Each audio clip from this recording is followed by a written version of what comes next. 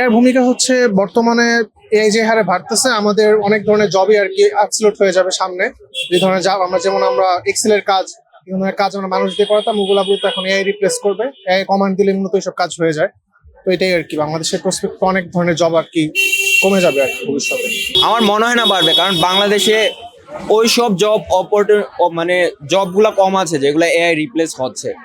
এইসব জব বাংলাদেশে একটু কম আছে, তো বাংলাদেশে ইম্প্যাক্ট মানে এখনই শুরুতে এত পড়বে না, হয়তো ভবিষ্যতে পড়তে পারবে।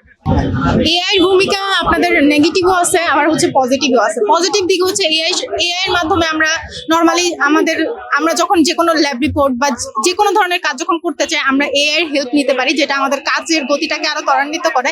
কিন্তু এট দ্য সেম টাইম দেখা যাচ্ছে আমরা অনেক কাজ আগে যেগুলো আমাদের মানুষের মাধ্যমে করা যেত, এগুলো এখন হচ্ছে এআই আমাদের জায়গাটা দখল করে ফেলতেছে।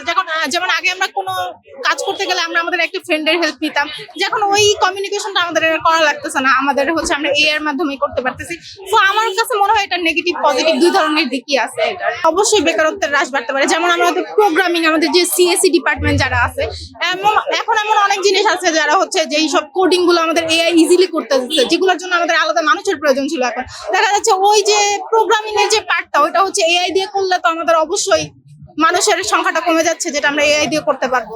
চাকরির বাজারে হচ্ছে আমাদের বেকারত্ব হ্রাস পাওয়ার একটা জিনিস আছে, বাট এটা যদি আমরা চিন্তা করি যে এআইটা ডেভেলপমেন্টের জন্য যদি আমরা চিন্তা করি, তাহলে ওইখানে হয়তো বা এটা একটা প্রভাব ফেলতে পারে। বাট আমার কাছে মনে হয় যে যদি এআইটা মানে খুব বেশিভাবে বেড়ে যায়, তখন হয়তো এটা একটা নেগেটিভ প্রভাব ফেলবে। বাকি বিশ্বের অন্যান্য দেশের সাথে কম্পেয়ার করলে অনেকখানি পেছনে আমরা। এমন অনেক স্টুডেন্ট বা অনেক মানুষ আছে যারা এখনো টেকনোলজিটার সঠিক ইউজ করতে পারে না, বরঞ্চ টেকনোলজি আমাদের ইউজ করতেছে, আমরা টেকনোলজিকে ইউজ করতে পারতেছি না। এআই আসলে যেসব কাজ করে ওই সব কাজের জন্য তো বাংলাদেশে যে মানে চাকরির বাজার বলতে আমরা যেটাকে বুঝি যে বেকারত্বের হারের কন্ট্রাস্টে যদি বলি, তাহলে বেকারত্বের জন্য তো সবচেয়ে বেশি বড় ভূমিকা পালন করতেছে যে উদ্যোক্তা না হওয়া বা চাকরির পেছনে ছোটা বা সরকারি চাকরির পেছনে ছোটা বা হচ্ছে এরকম সাবজেক্টে পড়াশোনা করা আন্ডারগ্রেডে, যার কিনা হয়তো বা ফিউচার নাই বা জব সেক্টর খুবই উইক।